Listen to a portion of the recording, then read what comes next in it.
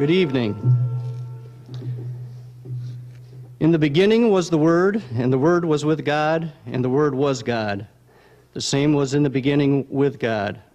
All things were made by him, and without him was not anything made that was made.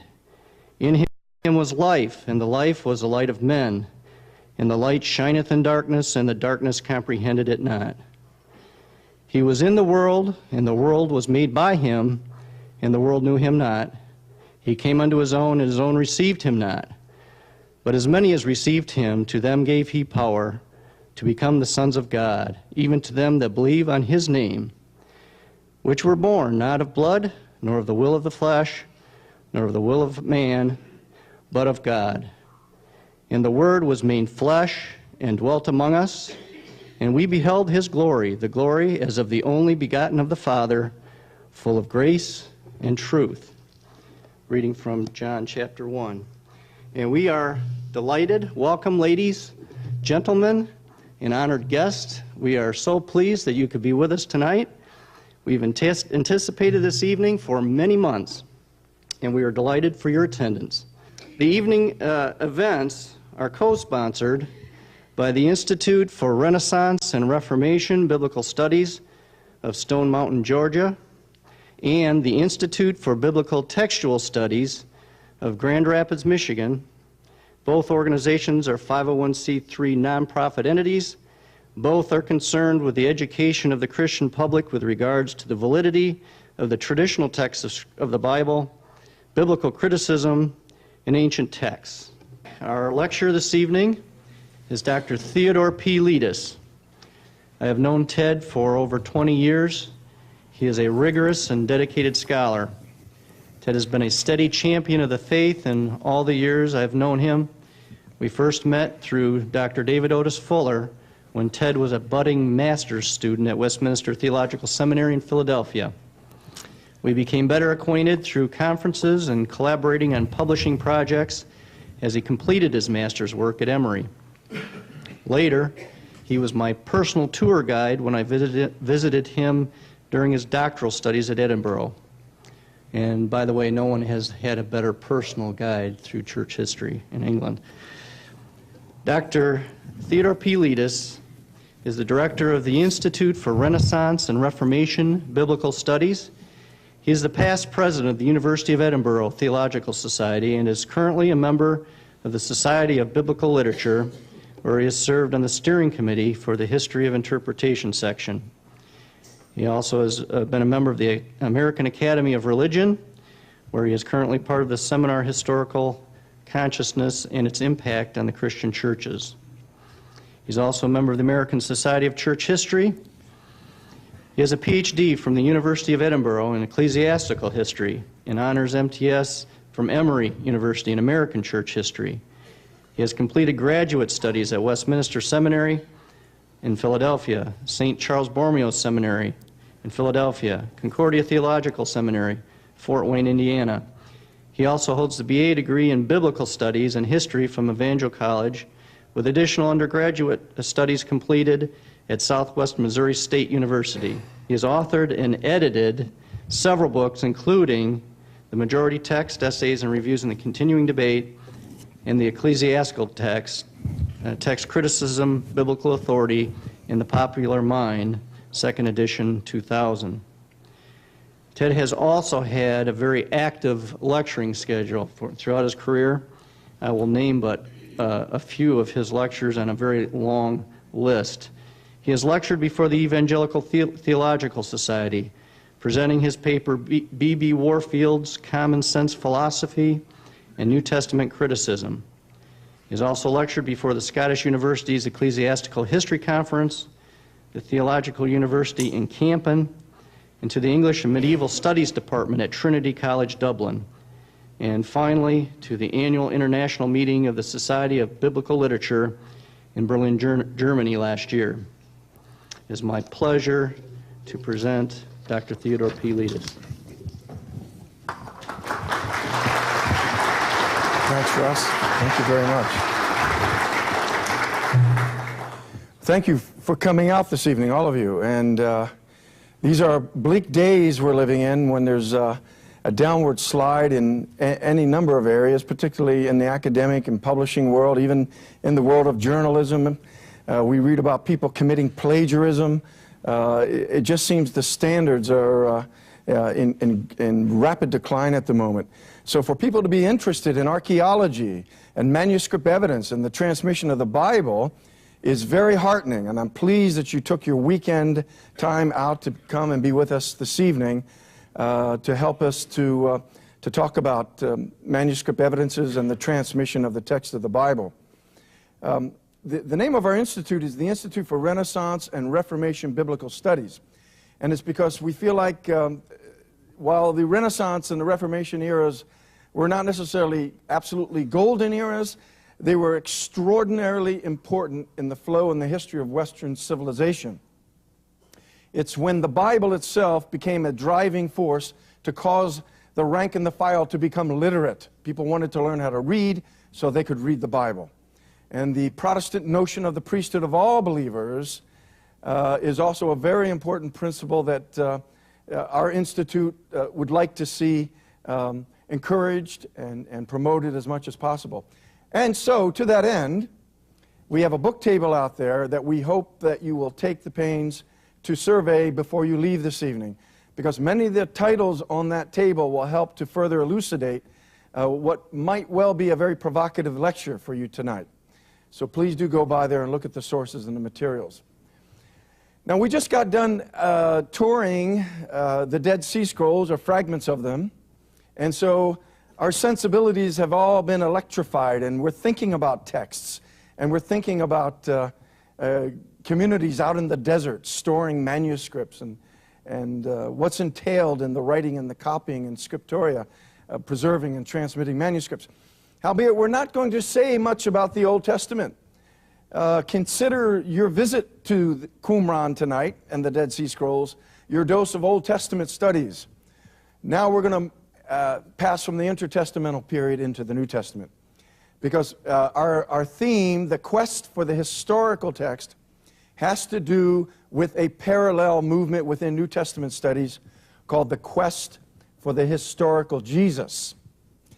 And the relationship between the higher critical pinnacle of historical criticism, which we know as the quest for the historical Jesus, and its relationship to another discipline known as lower criticism, or textual criticism. Is there any relationship between lower textual criticism and higher criticism? I will tell you right now that in virtually every evangelical seminary in the United States, and there aren't many of those in Europe, so we don't even have to bring them into the discussion, the few that there are. But here in the United States, every seminary that considers itself either conservative, confessional, or evangelical will tell their students in first-year Greek that textual criticism never involves speculation, it never involves any serious degree of subjectivity, and it will most certainly, absolutely never affect doctrine. It is only those practitioners of historical criticism or higher criticism, as it takes place on the campuses of Princeton, Brown, Harvard, Yale, Claremont School of Theology, University of Pennsylvania, at Emory University. This is where you find unbelieving higher criticism. And that the two must never, never, never be confused with one another. Because one is objective, it affirms the faith, textual criticism. The other is subjective and is a destructive force attempting to undermine the faith.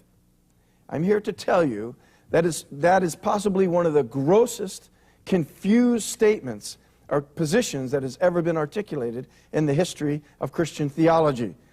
And I'll say further that it just absolutely isn't true. And I'll begin by telling you that in the 19th century, these two disciplines were always understood as two halves of a whole. That's why one was called lower criticism, the textual criticism, and one was called higher criticism, the quest for the historical Jesus. Why were they called lower and higher if they weren't defined against and in relationship to one another? Because they were, in fact, two stages of a single development. Lower criticism is what you did initially to sort out all the textual evidence. Higher criticism is what you formulated or postulated up and beyond the textual foundation of the lower criticism. They were always two stages of the same enterprise.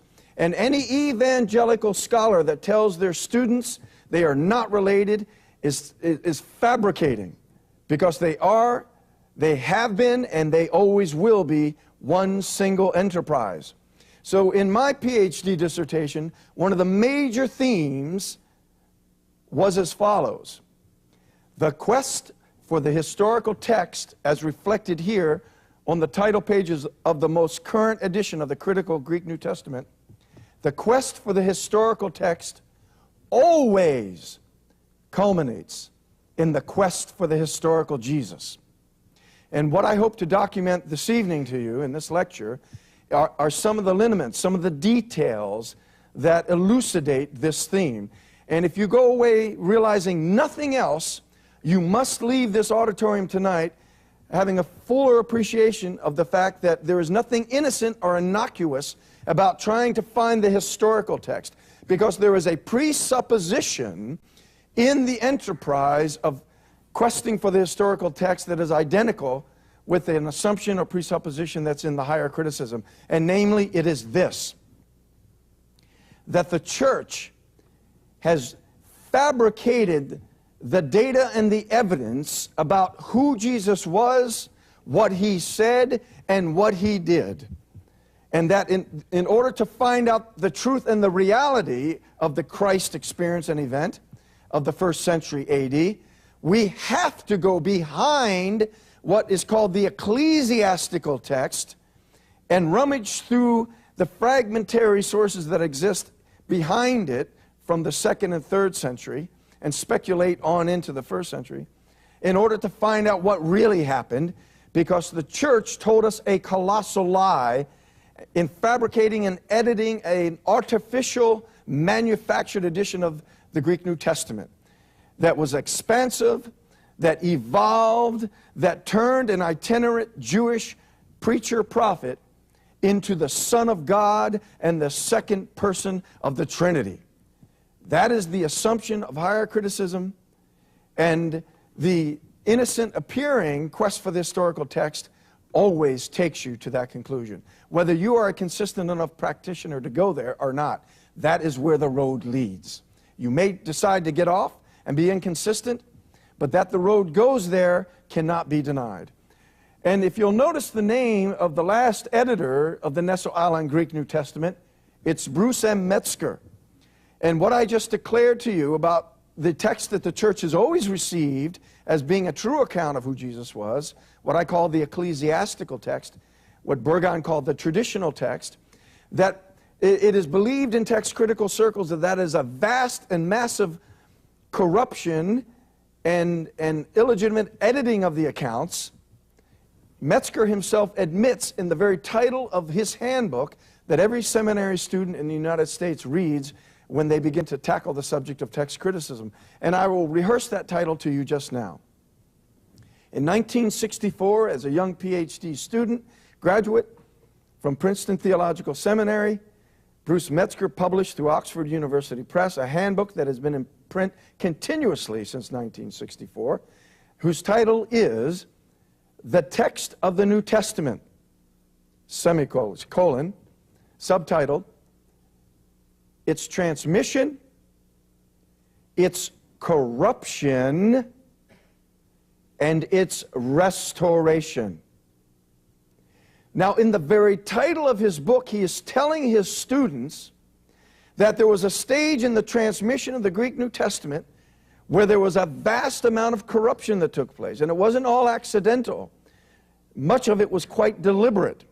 It was deliberate editorial activity that took part on the place of the Orthodox, who expanded Christological themes in the New Testament that made Christ divine when there may have otherwise been serious question as to whether he was anything but an itinerant prophet, had this editorial expansive activity not taken place.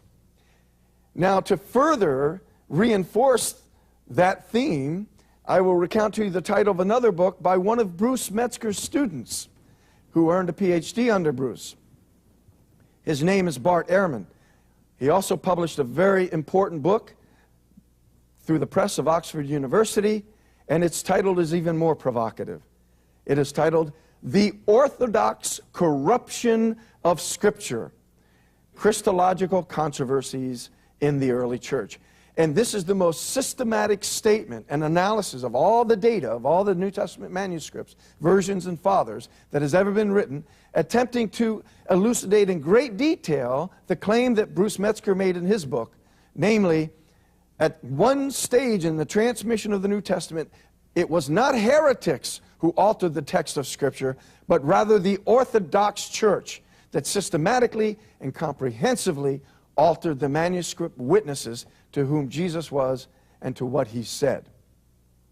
And it is at that point that the invitation to the Higher Critical Project then is initiated. Now, in the early church, in the early Reformation church, I should say, it was Desiderius Erasmus who first got the scent that there was serious corruption in the Bible. However, it was not the Greek Bible, which is what Bruce Metzger and his student refers to. Erasmus discovered Lorenzo Valla's Annotationes on the Latin Vulgate Bible accidentally in a library as a handwritten manuscript, where Lorenzo Valla had listed all the divergencies in the Latin Bible from the Greek manuscripts that were flooding into Europe by that time because of the fall of Constantinople in 1453. When Erasmus read Valla's findings and realized that the Latin Bible was so dissimilar to the Greek Bible, he made a decision then and there that he was going to give the Western Church the benefit of the oldest form of the Bible, not a translation in Latin, but rather ad fontes, the original Greek text. He was going to edit it and restore it and let that be the foundation of a renewal movement that he hoped would take place as a result of this momentous event. And he did just that. But in comparing all of his Greek witnesses, after having taught himself the Greek language, after comparing all the manuscripts, he discovered that he could not find any Greek witnesses for the so-called three heavenly witnesses in the first epistle of John, chapter 5, verse 7 and 8. And so in his first edition, he made an assumption that the Latin church, who everyone by that time knew had forged documents all over the place, the most celebrated one was the donation of Constantine, of course. Erasmus sensed that since he couldn't find the three heavenly witnesses in any Greek manuscripts, this too must have been a corruption on the part of the Latin church to fend off the challenge of the Arians in the early 4th century. So he left it out. He received a tremendous amount of criticism. There were threats from Spain to have his Greek New Testament and himself burnt at the stake. So it was actually an opportune development that a Roman Catholic English scholar by the name of Edward Lee brought to Erasmus's attention that there was a Greek codex that had the three heavenly witnesses in it. And this was a very opportune development from Erasmus' standpoint, because it meant he could put the verse back in and forego his being burned at the stake. So in his third edition, he put the three heavenly witnesses back in. But in his annotations, he continued to suggest serious doubt about whether they were authentic. And I will tell you further that in my PhD research, I discovered that Erasmus had very grave and serious misgivings about the notion of the Trinity. He believed that as a theological development, as a concept, that it was an afterthought, it was a construct that came out of the theological weavings of the church under the influence of Hellenism, and that it was not a teaching of the earliest expression of Christianity. He went on to make clear in many of his writings that he did not like the Nicene Creed because he felt it expressed this late developmental understanding of who Jesus was. Erasmus liked the Apostles' Creed And he believed that that was the definitive confessional statement that the church should begin a new renewal movement in order to get back to her moorings, to get back to her roots, and to exclude the corruptions of late medieval scholasticism. Now, he obviously had to be very coy, had to be very clever, and be very quiet about these ideas, because they certainly would get him, get the attention of the Inquisition. And in fact, he was called up before the Inquisition and had to defend his orthodoxy, wherein he said, no matter what I have ever said, let it be known that if the magisterium of the church determines that I am in error on these points, I will submit to the teaching of the church on those points. And that's, of course, how he could assert one thing on one hand and assert something else on the other. But all of the data that he compiled against the Trinity in his works caught the interest of another renegade scholar by the name of Servetus. Servetus actually attempted to make contact with Erasmus and share notes with him, because he was going in the same direction as Erasmus, only Servetus lacked the wisdom and the good judgment to be, shall we say, discreet about his ideas. He was a radical, and he wanted to have an impact on the church with his ideas, and actually published and promoted the idea that the doctrine of the Trinity was a profound error. Erasmus deferred making any contact with Servetus. He said, thank you, but no thanks, and the meeting never took place. But there was an attempt for there to be a conference between the two of them. Now, after Erasmus's demise, his annotations were the first critical approach to the development of the discipline of text criticism that anybody would ever read in the history of the early modern church. That is, his was the beginning of critical biblical criticism. Not his text. His text, very uncreatively, merely reproduced the consensus of the Greek Orthodox Church, and made no attempt to reconstruct something better or more clever. He accepted the standard of the Greek Orthodox Church. But in his annotationes, he had some very radical ideas. In fact, people don't realize that he was aware of many of the major variants that Codex Vaticanus had, because he had a close friend in the Vatican Library. But any scholar who began to investigate the idea of the Trinity, or wanted to delve into the notion of the variations in the Greek New Testament, would go to Erasmus's Annotationes first. And there they would find all of Erasmus's misgivings about the Trinity. We move up now to the 17th century, and the gentleman we see on the screen at the moment. This is the famous Sir Isaac Newton, the founder of the modern discipline of physics, a devout believer all of his life, and a man who gave up all interest in physics for the last 40 years of his life and devoted himself to writing theological treatises, particularly dealing with things like eschatology. But one of the subjects that he addressed that very few people know about is the discipline of text criticism. He read Erasmus's annotations and read Erasmus's misgivings about the Trinity, and began to rummage through all the evidence, and suddenly realized that the New Testament was not as clear on the Trinity as it might be once it was shed of the three heavenly witnesses. So he wanted to do what Erasmus was afraid of doing, and composed an entire treatise titled Two Notable Corruptions of the Scripture. And I actually have brought along with me a photograph of the manuscript first page of this publication at the hands, in the very handwriting of Sir Isaac Newton himself. This is the manuscript that's in the Bodleian Library, and at the top of it, it reads, an historical account of two notable corruptions of Scripture in a letter to a friend. And the two notable corruptions were the three heavenly witnesses. These three are one. The Father, the Word, and the Spirit. The other notable corruption was 1 Timothy 3:16, which he believed had been corrupted and made to read God was manifest in the flesh, instead of the original reading as he believed it to be, who was manifest in the flesh. And he wrote an entire treatise, and he sent it to a French radical critic by the name of Leclerc in Amsterdam to be published in a new radical journal, but it would be published in French anonymously, because the irony of Sir Isaac Newton, who was then openly denying the Trinity, holding down a teaching post at Trinity College, Cambridge, would be much more than most people could bear. And so he wanted to make sure that if it was published in French, and his name would not be attached to it. He almost had a nervous breakdown worrying about this, because to be anti-Trinitarian in 17th century England meant you could not indeed hold a post at any university. And in fact, you would be pushed to the margins of society. But to give you an idea of some of Isaac Newton's rationale about this, I'm going to read to you from an essay I've written on the subject, a little bit here.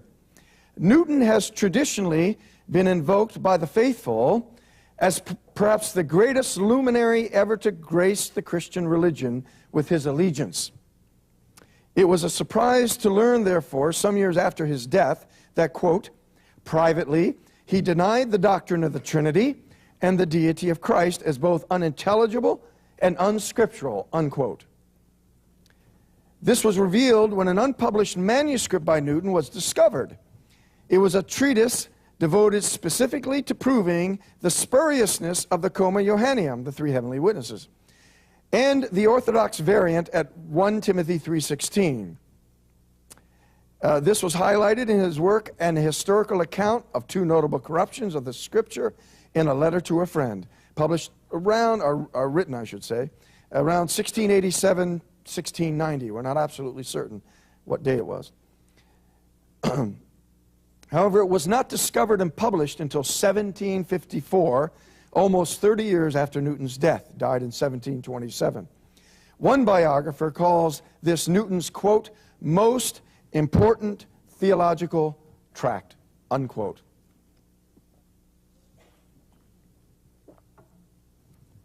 While he was alive, there were always rumors about Newton's unorthodoxy, even in his day, to be found denying the Trinity, while not as dangerous as in Erasmus's day, could still mean one would be deprived of a teaching post at the university.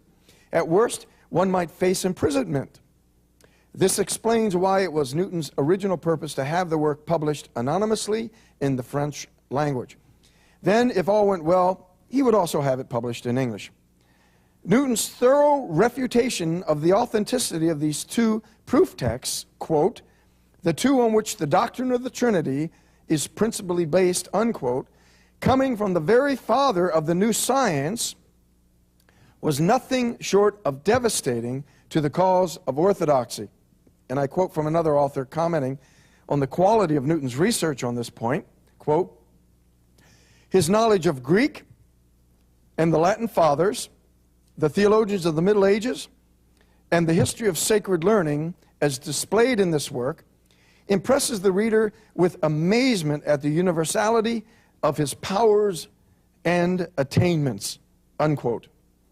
This work represents the capstone to the now 200-year-long attempt on the part of anti-Trinitarians to shake loose from the influence of Orthodox tradition by revealing what appears to them to be the faulty textual evidence at its base. They now had the most important advocate, perhaps since Erasmus, arguing their side. Erasmus had disrupted confidence in the Vulgata Latina by discovering its textual corruptions, thus precipitating the Protestant tradition. Analogously, the Protestant theological tradition was now shown to the anti-Trinitarians, would argue, to be based also on a faulty text as well. If one could no longer have confidence in the sacred text of the church, one must now look for certainty elsewhere. Newton held out the promise of science. Deism was one ultimate result. If the God of revealed religion could no longer be trusted, as the deist would eventually argue, based on Newton's research, surely the God of natural religion could. Now, this isn't the end of the story, because Newton inspired all kinds of Enlightenment sense impulses and inclinations, one of which was expressed in an argument that Anthony Collins put to the Orthodox in his day, that there were over 30,000 textual variants in the Greek New Testament, and therefore how could anybody in his right mind believe that the text had been verbally inspired? And so this was a serious crisis for the doctrine of verbal inspiration. And I will quote again from this essay. Collins, a deist who had been influenced by Isaac Newton, demanded to know, based on the collection of variants by the text critic John Mill, who was Orthodox, by the way, how 30,000 variants could exist in a document divinely inspired by verbal dictation. Well, this obviously caused a furor of doubt and confusion amongst evangelicals and conservatives in the Church of England. And so a champion came forward to answer Anthony Collins.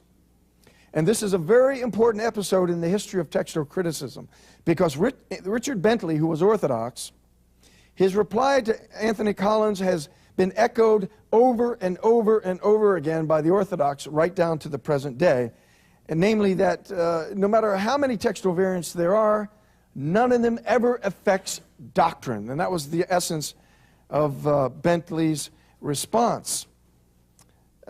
Here's his challenge and counter-charge to Collins. He says, quote, "Make your 30,000 textual variants, as many or more, if numbers of copies can be reached to that sum.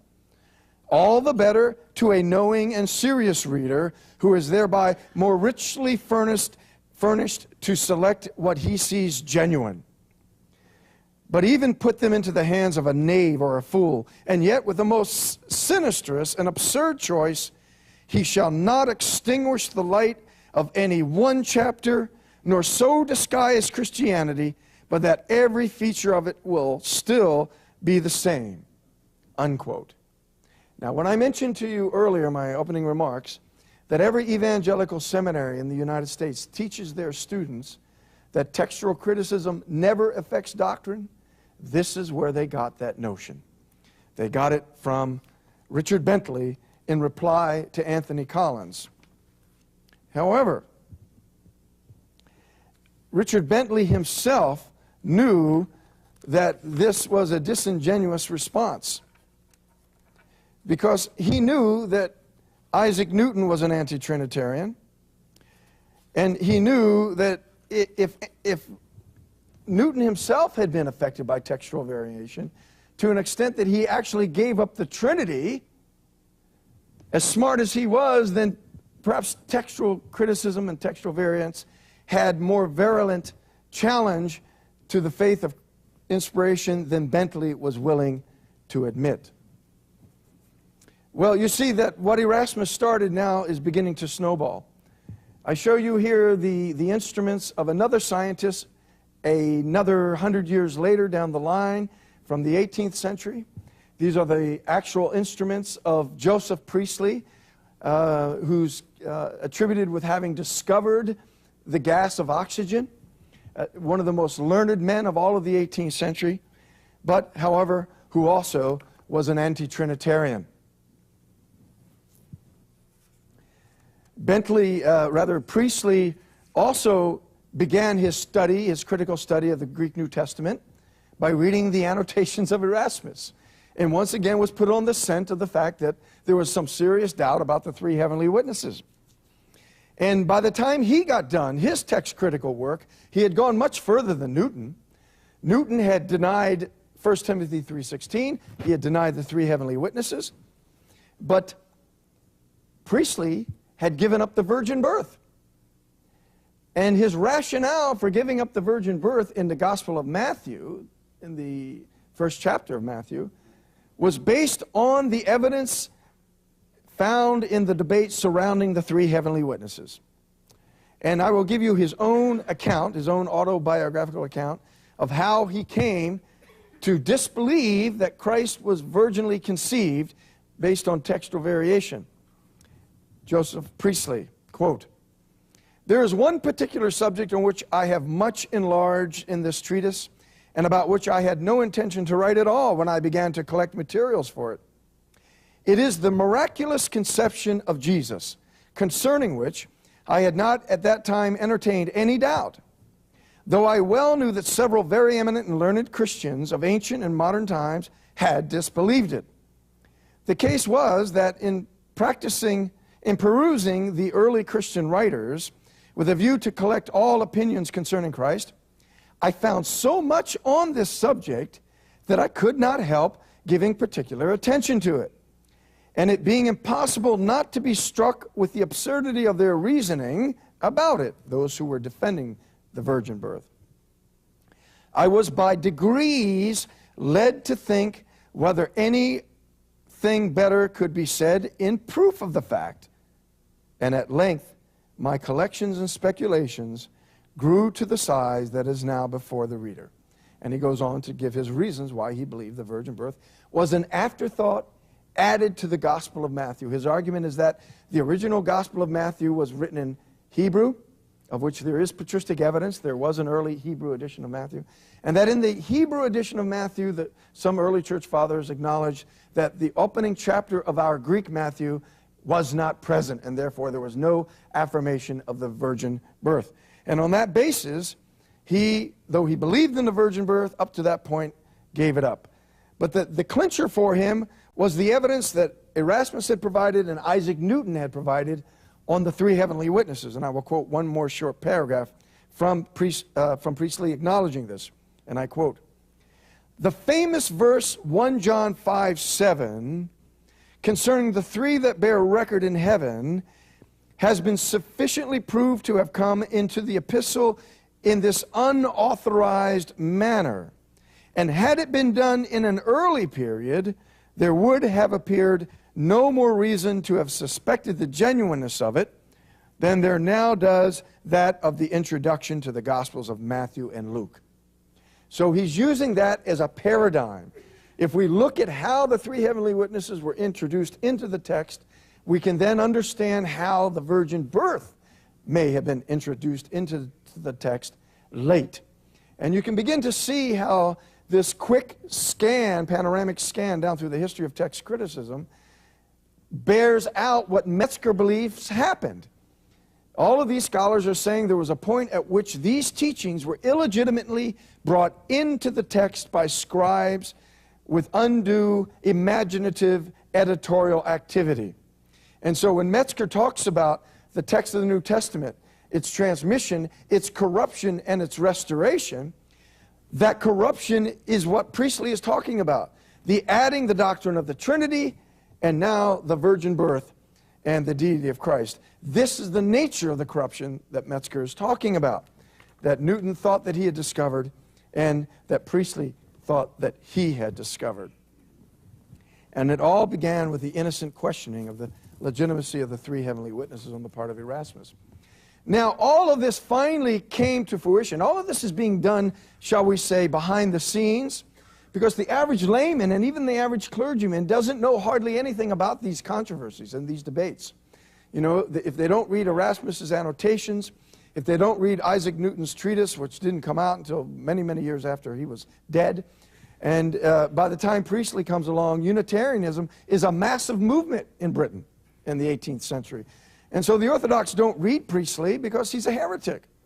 And so they don't know any of this evidence. They don't know how powerful an influence textual criticism has had on the best minds in the intellectual community in Great Britain. They just keep reading the authorized version. And they just keep reading the Textus Receptus. And as a result, they stay intact, and orthodoxy has been preserved until this momentous publishing event of 1881. In 1881, when Westcott and Hort brought their Greek New Testament into the revision committee for the revised version, one of the decisions that the committee made is that a Unitarian would be part of the revision committee. Because for nearly 200 years since Isaac Newton's time, Unitarians had demanded that the Bible be revised so it would reflect the earliest evidence, which would thereby vindicate the truth of Unitarianism, as far as they were concerned. That not only had the Roman Catholic Church corrupted doctrine by adding the Mary's Assumption, that Mary was perfect and sinless, that we should pray to the saints, that there was a purgatory, that the Pope was in fact the infallible head of the church.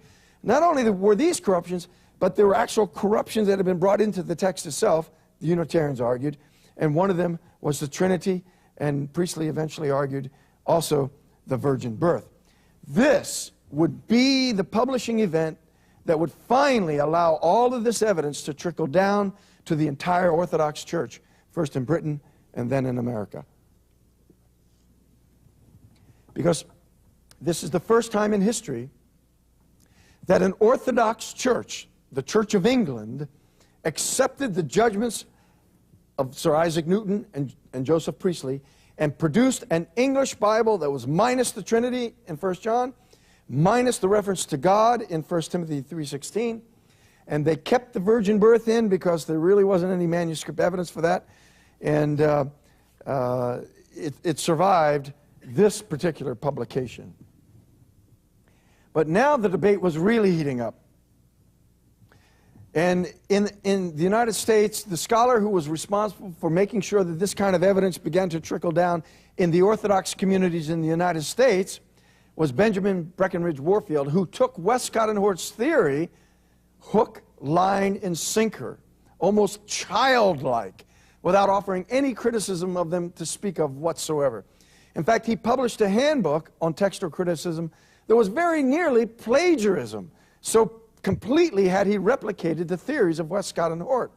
But in his introductory material, he fulsomely made clear to everyone that there was very little originality here, that what I'm giving you are the arguments that I got secondhand from Westcott and Hort in Great Britain.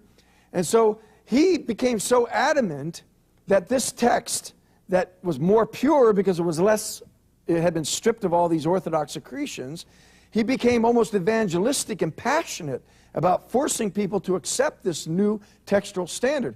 He wrote a popular treatise in a popular newspaper called the Sunday School Times, where he told his readership, you must never attribute to the resurrection account in the Gospel of Mark the idea of this being an inspired bit of Scripture.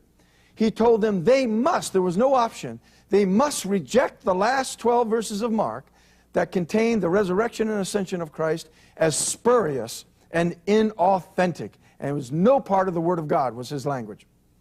So, I mean, even Westcott and Hort hadn't argued with that kind of ferocity, that we have to shed these Orthodox readings in order to have the historical text, the uncorrupted text.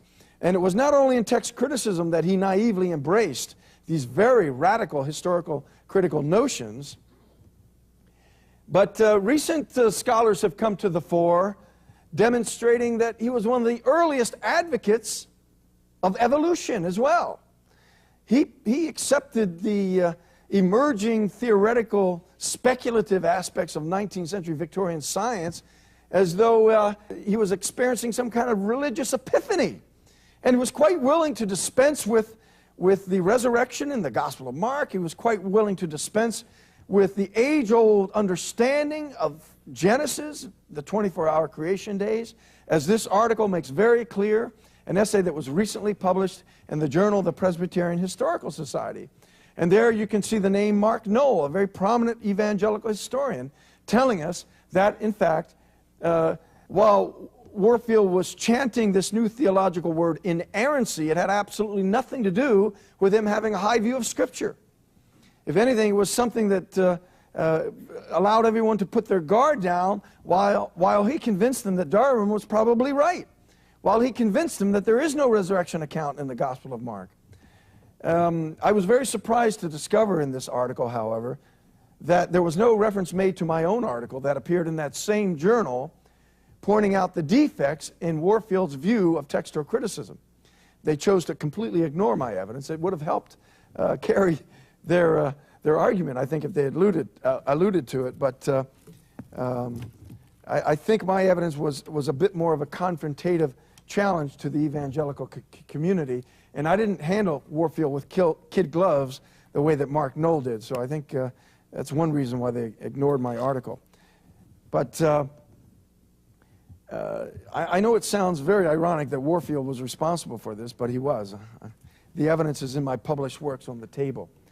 Now, finally, the Revised Version never took off in Britain. It never even took off here. The ASV, because it questioned the resurrection in the Gospel of Mark, it took away the reference to the deity of Christ in 1 Timothy and took out the most explicit reference to the Trinity. Nobody read the American Standard Version very much, except the most liberal wings of the American church. It was not until the Revised Standard Version came along that Warfield's theories about the text finally began to be accepted by the mainstream. But of course, this was the most radical English Bible that had been published up to date, because the revisers chose to dispense with the virgin birth, not in the Gospel of Matthew, sorry, this is a little fuzzy, but rather in Isaiah.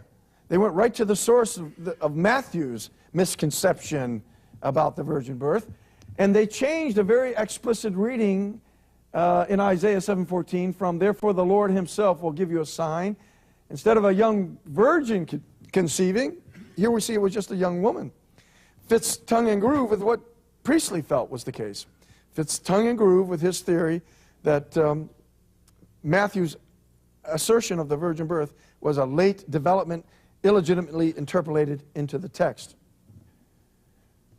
And here also you can see, while most churchmen, by the way, didn't accept Warfield's decision about the necessity of jettisoning the resurrection in the Gospel of Mark, the revision committee of the Revised Version Revised Standard Version did. And here you can see the last sentence in the Gospel of Mark as it appeared in the original edition of the Revised Standard Version was, "For they were afraid," and there's no reference to an eyewitness appearance of Jesus' resurrection. It's been relegated to extraordinarily small type at the bottom of the page.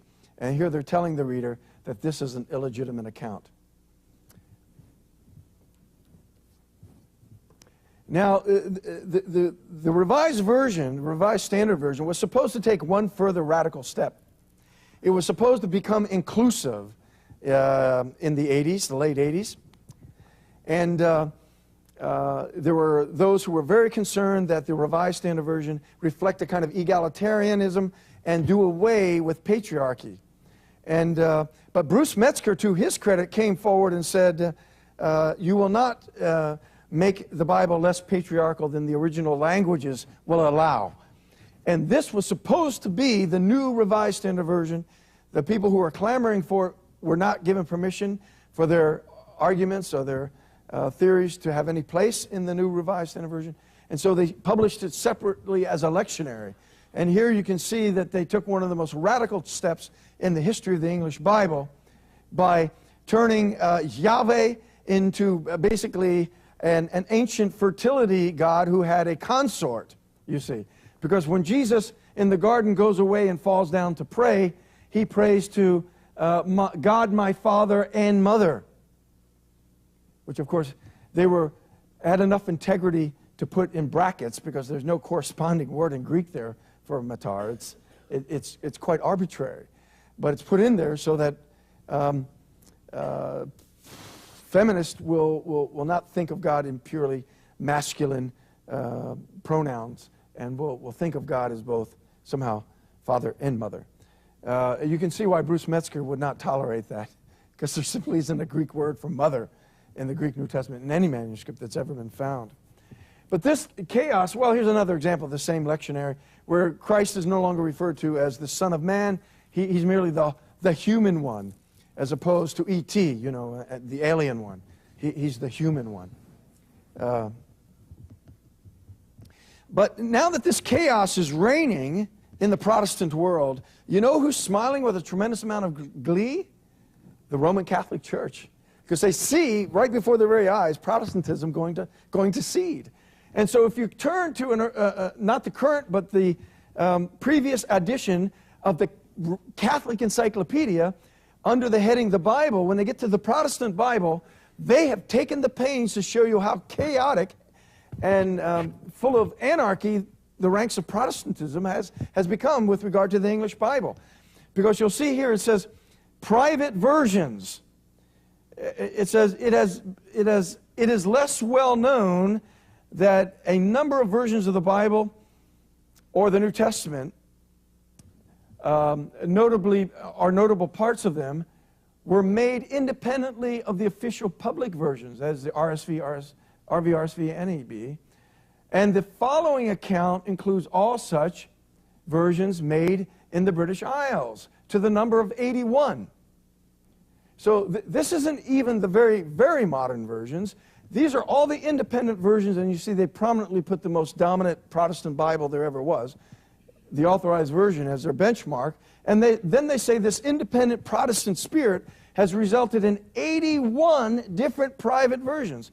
And if you look this article up, you'll see that many of them, as it says right here, are Unitarian. And their point is that Protestantism is going to cede. I mean, that's a portion of them. If you turn the page, and then there's another entire column of them. And that's a powerful rhetorical statement. Where is Protestantism's scripture? Where is this chaos leading? Where is it taking us? And certainly it's a powerful point, but it seems to have no real effect on evangelicalism, because they just keep producing more eccentric editions of Scripture. And so Rupert Murdoch knows a good thing when he sees it. He discovered a small regional publishing house, a little ethnic religious publishing house in Grand Rapids, Michigan, called Zondervan.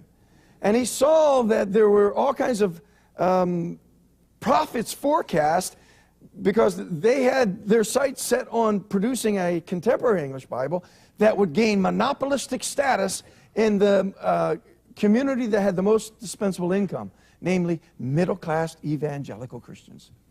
And so he bought out this small little regional publishing house called Zondervan and proceeded to make it the dominant Bible of all times, and realized tremendous and considerable profits in the meantime. He's also the publisher of Sun newspaper, which any of you have been to Great Britain. I know you've not looked at that, because you know on page 3 there's a disrobed 20-something female from the waist up, and that's why most of the working class buy the Sun newspaper every morning before they go off to work, bricklaying or whatever they do. Rupert owns that newspaper as well as Zondervan's NIV, and he also, one of his publishing houses also publishes the Satanic Bible. So this is the crazy, topsy-turvy publishing world of the corporate modern English Bible enterprise. And Rupert Murdoch realized that if the inclusive language lectionaries out there, and if the New English Bible has produced an inclusive language edition, the NIV should have one. But he knew that the evangelicals would have a little problem with, denuding the Bible of its gender quality, masculine quality. And so when they released their first edition of their inclusive language NIV, they didn't release it here, they released it in Great Britain. And World Magazine, of course, exploded this as one great, massive conspiracy. And Zondervan backed down, and they said, okay, we won't do this since you guys are all upset. And then they went ahead and did it anyway. And so today's New International Version came out, and a group of scholars who were incensed, who had patronized Zondervan for 30 years, suddenly decided, well, we'll get them back. We'll produce our own rival Bible, and we'll drive Zondervan right into the ground. And so how did they do it? All of these very upset and disaffected evangelicals who had been pushing the NIV for 30 years and felt betrayed that it had gone gender inclusive. Well, they went to the National Council of Churches. They went to and said, please, please, National Council of Churches, who advocates abortion and advocates the ordination of women and advocates the normalcy of same-sex activity and advocates the ordination of same-sex practitioners. Please, may we use your Bible, because we want to get back at Zondervan, and we know if we use the big guns, the RSV, that will be the product that can get it done. So when you turn to your ESV, behind the title page, you'll see it clearly written there that the ESV is adopted from the RSV, which is copyright held by the National Council of Churches. And in fact, the publishers of the ESV will tell you that this Bible is 91% exactly RSV.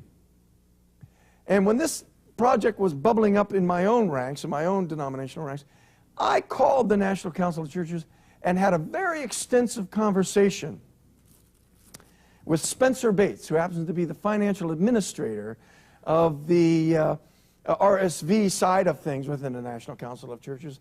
And I said, Spencer, what's the contractual arrangement of Crossways with National Council of Churches? Because you must see this as kind of bizarre. These evangelicals wanting to pay National Council of Churches a licensing fee to use what was considered the most liberal Bible in the world.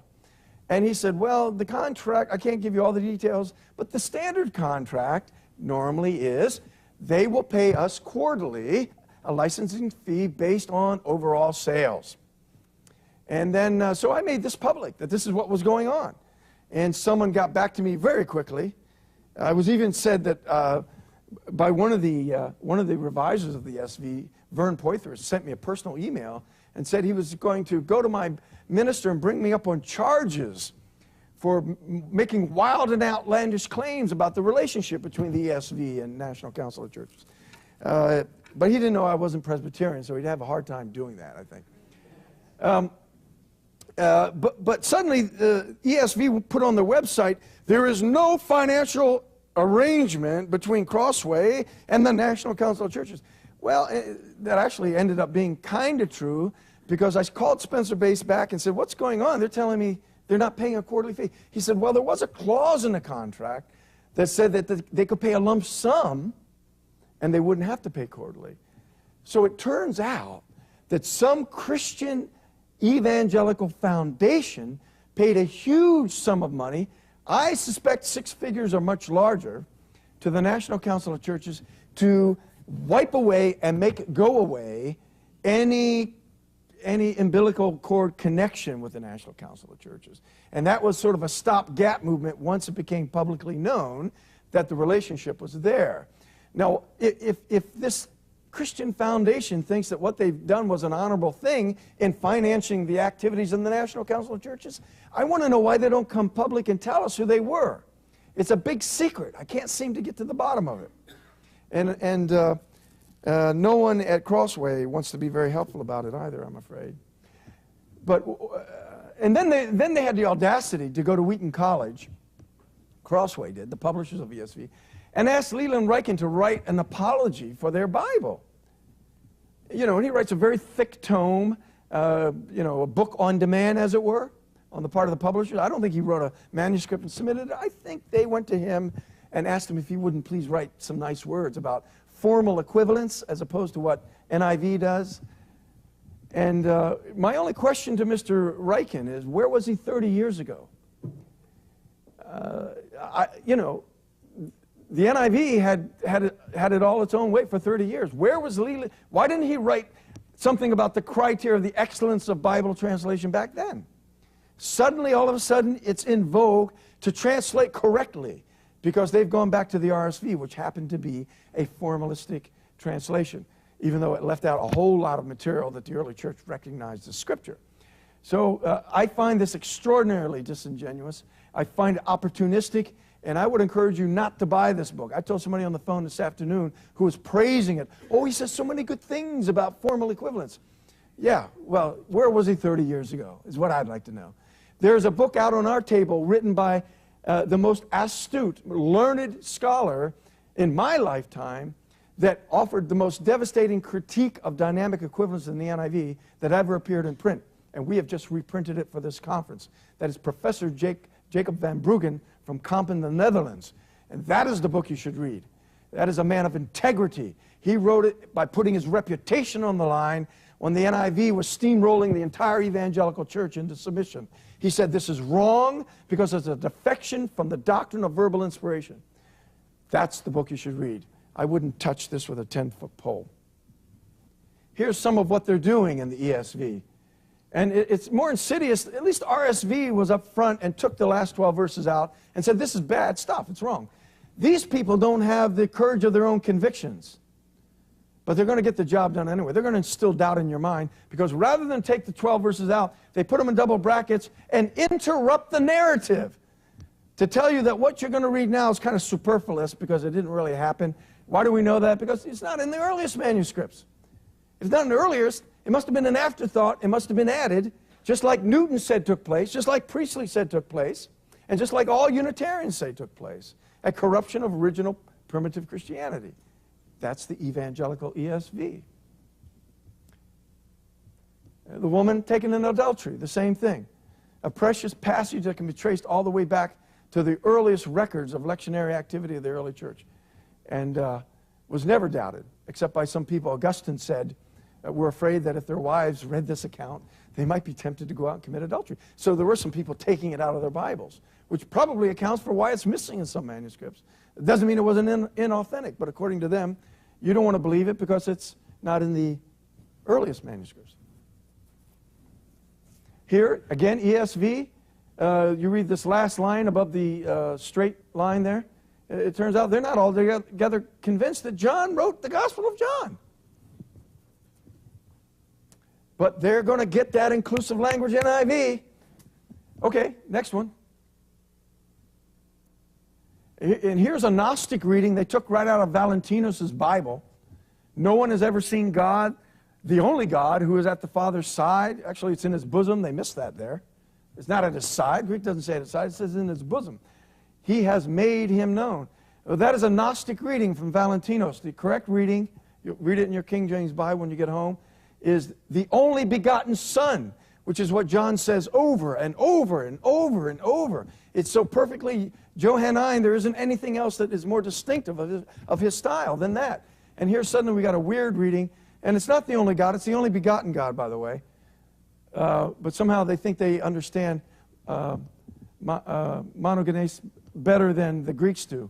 If you'll go to any Greek Orthodox church and read St. John Chrysostom's liturgy, you'll see when they recite the Nicene Creed, they always translate monogenes as only begotten. And Greek is their primary language. They ought to know what the word means. But these crazy evangelicals think they got a better definition. It doesn't mean the only begotten. It means the only one. Or in the footnote, they give you another option. Sorry, it's a little foggy. Or the only one who is God. It certainly doesn't mean that. It certainly doesn't mean that at all. And then they say, in some manuscripts, it's not some, it's the vast majority have Son. Because that's what John actually said. And finally, the ESV also leaves out the confession of the eunuch. You see the numbering goes from 35, 36, jumps down to 38, and left out his affirmation that Jesus Christ is the Son of God. Just left it right out. In fact, we had a study in our bulletin. Here you see some manuscripts add all or most of verse 37. We have a study in one of our bulletins by a very astute text critic, happens to be a female, Heimerdinger, who wrote in French a superb study showing that this was in Luke's original account of the book of Acts. And we had it translated into English and published it in our bulletin. We'd be very happy to let you have access to that and the ESV translators for their next update of the ESV. Maybe they'll put it back in. I doubt it. And of course here they change Joseph and put in the word pater, father, and so they have Joseph being Jesus' father instead of distinguishing him from his mother by referring to him by his Christian name or his Jewish name. So it's his father and his mother rather than Joseph and his mother. And this has all kinds of implications because now not only did Joseph Priestley argue that the virgin birth never took place, but in this book by Jane Skaberg, she argues that Jesus was not virgin born either, that he was the illegitimate son of Joseph, as the ESV seems to affirm in that passage we just looked at. But that's not a bad thing, that's a good thing, because that means Jesus can identify with other marginalized people. There's another book that just came out that said not only was he illegitimate, look how sad he looks there. Oh, that's because he's fatherless. Not only did Joseph father Jesus, but then he abandoned him. That's what So Jesus is sad. He's no longer the Son of God. He's the child of God. And he's sad because Joseph abandoned him and Mary, making him a single-parent child, without a fatherless, with no father to show him the way. So God became his father. It's gripping stuff, isn't it? It just happens to be a load of baloney. And finally, we have the Jesus Seminar on the heels of all this. The Jesus Seminar came along and said, look, we've had enough of these televangelists preaching for money and corrupting people. We're going to let them know that there's another side to this story. And we're going to take all this textual evidence that people have in their ivory towers, and we're going to popularize it, and we're going to start a seminar, and we're going to get the press to come in, and we're going to tell people, we're going to be honest about Jesus, and we're going to tell people that the text has been corrupted by the Orthodox. And so, you know, a whole series of books have come out of the Jesus Seminar, and they're going to tell you who Jesus really was after they cut through all of the extraneous material that the Orthodox Church brought into bear. And this is their final definitive work. This is called the Five Gospels. And, oh, wait a minute, 5? Where'd that other one come from? Well, it's the 5 Gospels because they think the early church didn't really recognize the value of that Gnostic gospel called the Gospel of Thomas. And so they have included with the 4 Gospels the Gospel of Thomas. And what they're going to give you is what Jesus really said, as opposed to the Bible that the church transmitted and that the martyrs died for. And they say here in their introduction that the first steps towards finding the historical Jesus, getting behind that church Bible, the ecclesiastical text, the first step is, and I quote, the search for the real Jesus begins with a modern critical edition of the Greek New Testament, and you build from there. So there is an affirmation from the Jesus Seminar that what I'm all about happens to be on target. You start with the critical text, and then you move on from there. So here, the second volume is going to tell us what Jesus really did, as opposed to what the church said he did. And here is the commentary on how they made their choices, how they voted on this thing. And the way they voted is very similar to the way Bruce Metzger and his committee voted on the UBS 4th edition of the Greek New Testament. But evangelicals are not to be left behind, because even though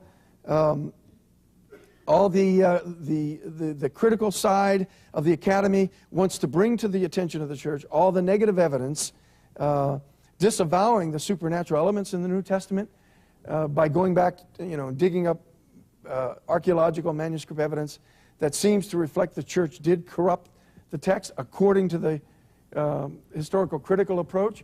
Evangelicals are trying to keep pace with them. They too, in good Warfieldian measure, have accepted that the ecclesiastical text is corrupted by the church, but they're going to go searching for the historical text and the historical Jesus as well. And this is a silly book claiming that they found a 2nd century piece of papyrus that tells us something about Jesus, and it's much ado about nothing, I'm afraid. Finally, I'm going to end here by saying this is what you need to worry about. As long as the higher critical, historical critical practices and conclusions are confined to liberal seminaries and evangelical seminaries, it's impossible for them to have any effect on the rank and file of the church. But with the help of the corporate world, with the help of the Rupert Murdochs of the world, who take this chaos, this fragmentation, this flux that the academy is experiencing about the historical Jesus, based on the quest for the historical text, there's always a dollar to be made here. And as long as the text is in flux and in doubt, you can keep producing update after update after update and continue to have the coffers filled up to the brim. A bit like Tetzel when he tried to get the Sistine Chapel built. When one indulgence, giving forgiveness for something you did in the past, wasn't good enough, he upped the ante by selling indulgences that would get forgiveness before you committed the sin. And so the indulgence trade was a booming trade. until Martin Luther stepped in and did something about it. Now, I'm not so egomaniacal as to think I am a Martin Luther of the 21st century. But I'll tell you what, I'm as fed up with this nonsense as he was with the hawking of indulgences, the selling of the grace of God on the street corner. It's the corporate world that you've got to watch out for. And I would encourage every one of you to read this book, because it will tell you how the tentacles and the networks of the corporate world are not only controlling states and governments, but religious institutions and publishing houses as well. And I don't want to leave on a paranoid kind of overreactionary note, but so far as I can understand the way things are emerging, this is where your concern needs to be. As long as there is confusion and chaos in the religious academic world, there is going to be somebody who can make a buck about it. And that's what we're all being victimized by. And I'm hoping that some of this information was of some help to you. And let me conclude by saying that our purpose in being, as is Russ's organization, is to provide sound and reliable information on the subject so that you can equip yourself and inform yourself so that you can keep from being exploited in the religious publishing world. And you can stand up and know that, in fact, when Christ said that heaven and earth would pass away, but his word would not, that you can have absolute, unremitting confidence in the truth of that statement, knowing who it is that said it. Thank you very much for your attention. God bless you. And if we can be of any help to you, please get in touch with us. Thank you.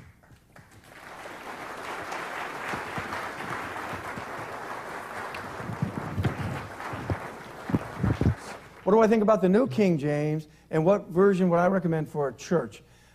I'll answer your second one. I would recommend the Renaissance Bible, because anybody who's read anything about the work that Tyndale did, and a book that if the established Bible of the Anglican Church, what we call the Authorized Version, is of any importance to you, I would ask you to read Gerald Hammond's History of the English Bible.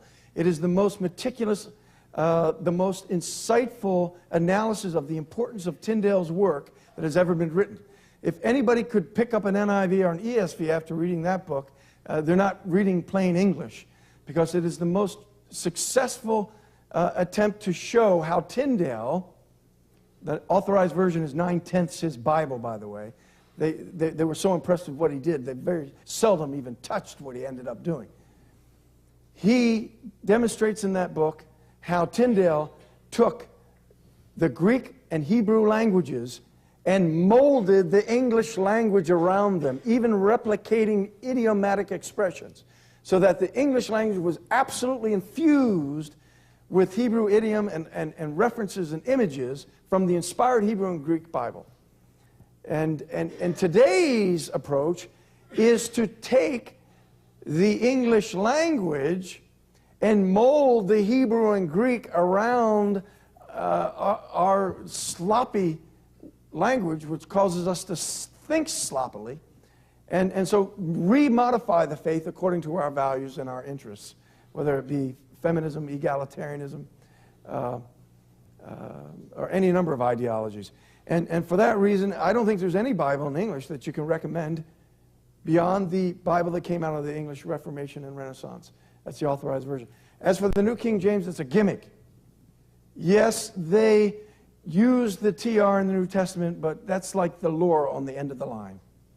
And it's another corporate entity whose Old Testament text is not based on the same form of the Hebrew Bible that the Authorized Version was based on. There are all kinds of faux pas in the translation. If you'll look at 1 Corinthians 1:17, you'll see that rather than us being saved in the New King James, we are being saved. I'm not being saved. Maybe the translators of the New King James are. I'm not being saved. There are other problems. They never should have jettisoned second person singular plural distinction, because the Greek and the Hebrew demand it. Only Elizabethan English can provide that. It's another corporate gimmick. Having said that, I will concede that it's the lesser of all evils. If somebody is so completely psychologically psyched out that they will not pick up a King James Bible, and unless they read something that seems to be contemporary colloquial speech, shove a New King James their way until you can get them on the good Bible. But that's the most I'm going to say about that. Only that nobody's reading it anymore. You know, it's a great barometer of where we're at spiritually and how victimized we've been by consumerism. Because I'll guarantee you, anyone who's gone into a bookstore to buy an NIV or an ESV has done it because of the input of some kind of consumerist blitzing advertising. Occasionally they do it because they know somebody who knew somebody who worked on the committee. We need to be good consumer advocates on this. We need to be good Protestants, the priesthood of all believers, and have a good thinking understanding of our faith and not be passive on this issue. I think most Christians think that Zondervan and Thomas Nelson are religious organizations because they publish the Bible. They aren't. They're cold, hard, profit-making entities. And mark my words, Crossways thought that they'd be immune to this because they are a non-profit publisher. But you watch and see. If they have success with the ESV, see if they don't eventually change their status because so much revenue is coming in. The IRS will be breathing down their backs, and they'll have to change their status. I could be wrong. I'm not claiming to be a prophet, but look and see if something like that doesn't happen. Now, of course, there are archaisms. There are archaisms that can be updated in the Authorized Version, and I have no problem with that, and none of us should in principle. As a matter of fact, Cambridge University is updating the Authorized Version right now as we speak. Very modestly, and it remains to be seen what the end product will be, but if it is as conservative and modest as I'm thinking it may be, it could be something beneficial to the church, but we've got to wait and see. Yes, sir? What is your view of the majority text, and if you believe the TR is better, why? Yeah. The majority text is a published edition of that form of the Greek New Testament that the TR also was derived from, minus some Latin readings that Erasmus spliced into his TR edition because he believed that there was good and weighty reasons for why they should be included, believing that probably they were in the original Greek tradition and somehow in transmission were left out. None of them, by the way, are critical except for the three heavenly witnesses. And it really is one of the most controversial passages. But those people who advocate the majority text tend to be pretty good scholars. Maurice Robinson, I count a friend. But they also, almost to the man, happen to be Baptists. There is some exception to it. Jacob Van Bruggen is an advocate of the majority text, so far as I understand. He is Dutch Reformed. He is not Baptist. But most of them are Baptists, which means they have no theological connection or historical connection to the old Anglican Bible. Because Baptists, I'm going to alienate a lot of people here, but Baptists believe that they are restorationists. They are going back to the first century. And as a result, they have no emotional or religious ties or no traditional ties to the Authorized Version in the historical sense. I know fundamentalists do, but they don't view the King James Bible as the official Bible of the Anglican Church. Somehow it's a disconnected, contextless book. But it is, in fact, the established English Bible of the Church of England. So majority text advocates don't have any sort of, also no literary interest in the unparalleled quality of the English Bible of the Renaissance. So what they want to do is somehow repristinate the majority text, but they don't have an easy job of it. I have the introduction to my book on the table out there called The Majority Text is my personal critique of the majority text school. They have, I'll just conclude by saying, they have as many problems determining what is the majority reading as we might have with the various conflicting readings in the TR. So, all things being equal, I'll stay with the TR because all of Protestantism is grounded on it in terms of exegesis, homiletics. That is to say, every commentary that came out of the Protestant Reformation was written around the TR. Every sermon that was preached from the 16th century basically to the 19th was preached from the TR. Every creed, confession, and bit of catechism that was written from the 16th century through the 17th century had proof text, not from the majority text, but from the TR. So those reasons are compelling enough to stay with that as a standard. Finally, there isn't that much difference between the TR and the majority text. I mean, if you're doing it to placate the critical school, give it up, because in my introduction, they weren't impressed with the Zane, Hodges, and Farstadt Greek majority text, I can assure you. I think we will conclude with that question, and thank you once again, Dr. Letis.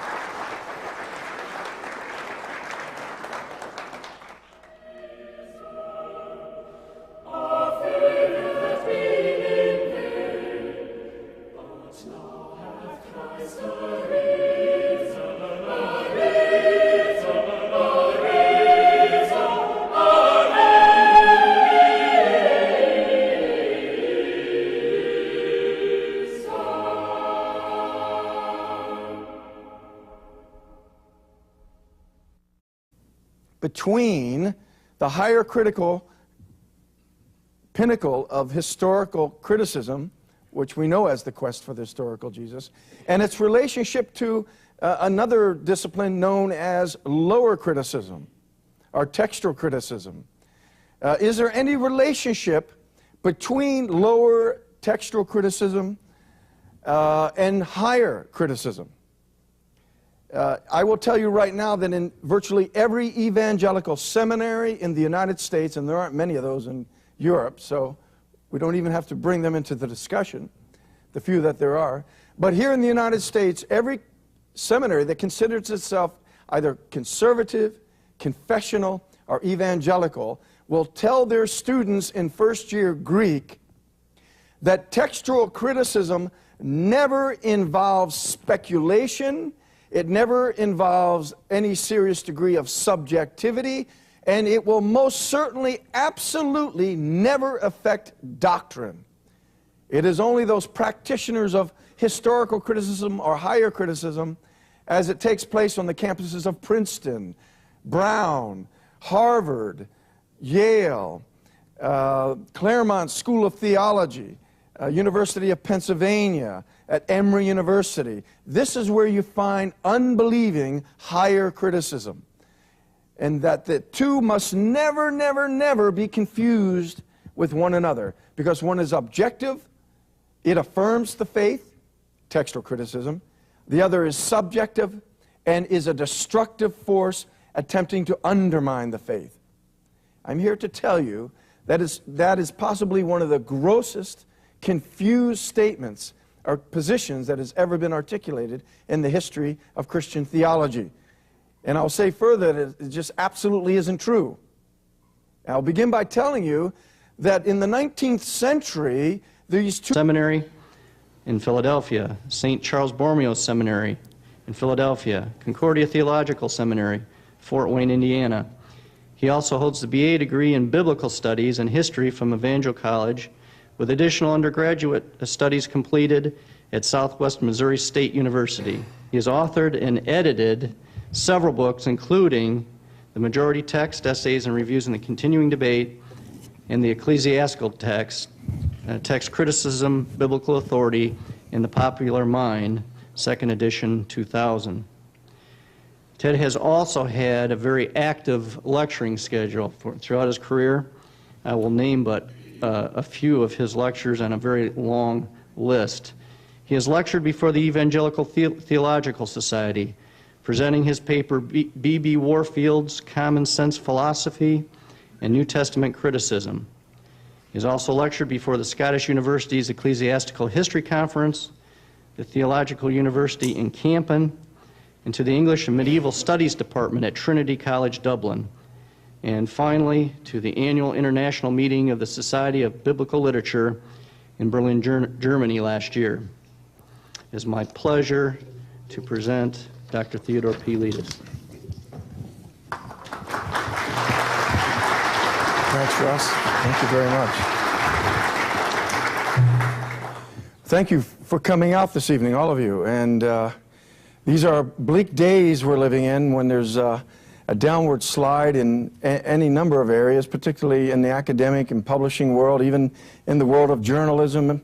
We read about people committing plagiarism. It just seems the standards are in rapid decline at the moment.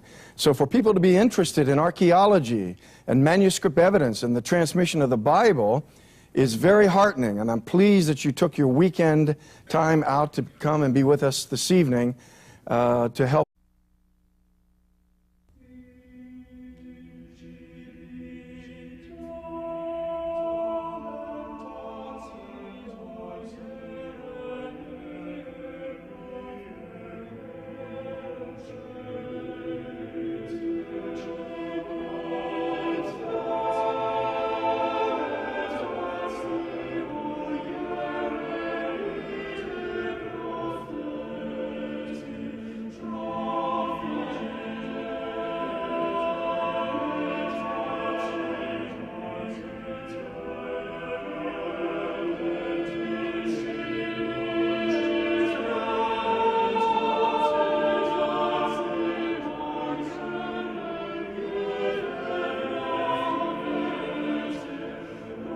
Good evening.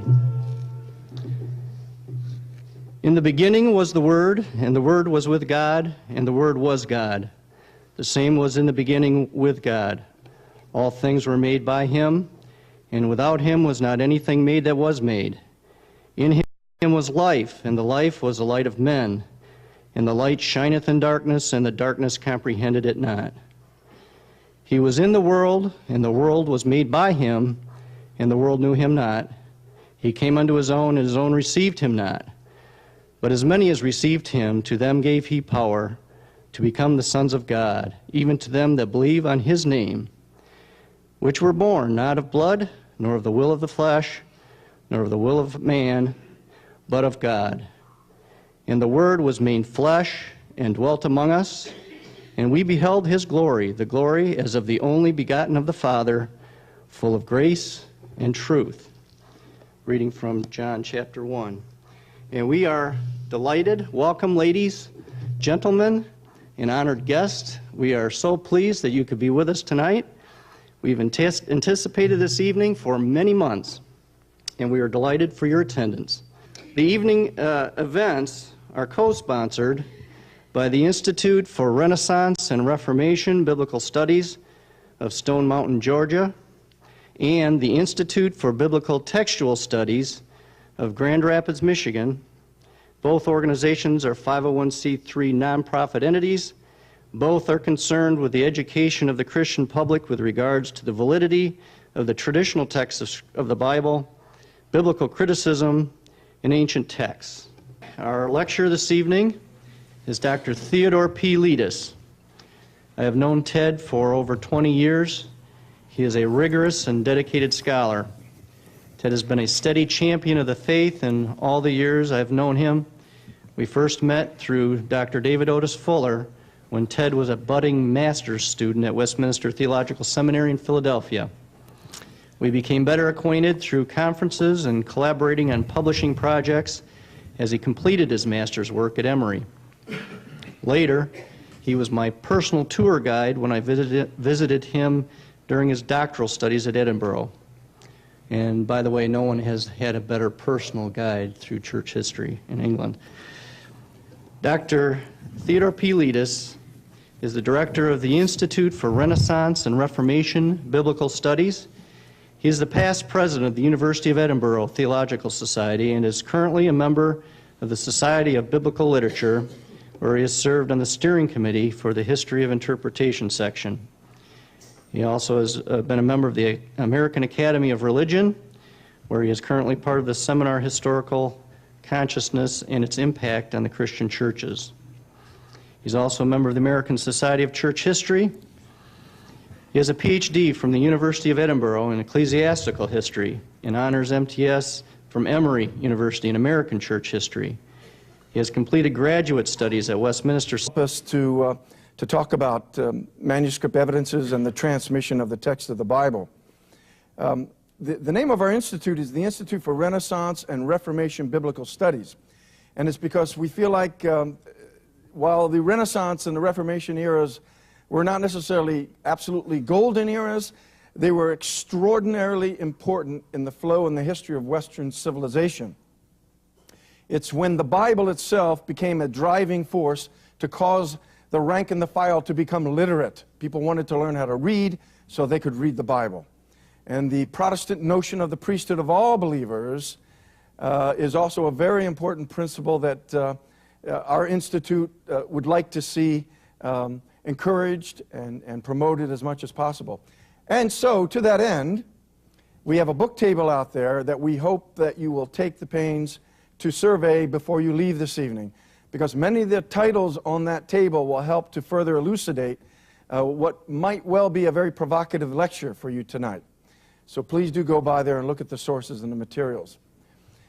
Now, we just got done touring the Dead Sea Scrolls, or fragments of them, and so our sensibilities have all been electrified, and we're thinking about texts, and we're thinking about communities out in the desert storing manuscripts, and what's entailed in the writing and the copying and scriptoria, preserving and transmitting manuscripts.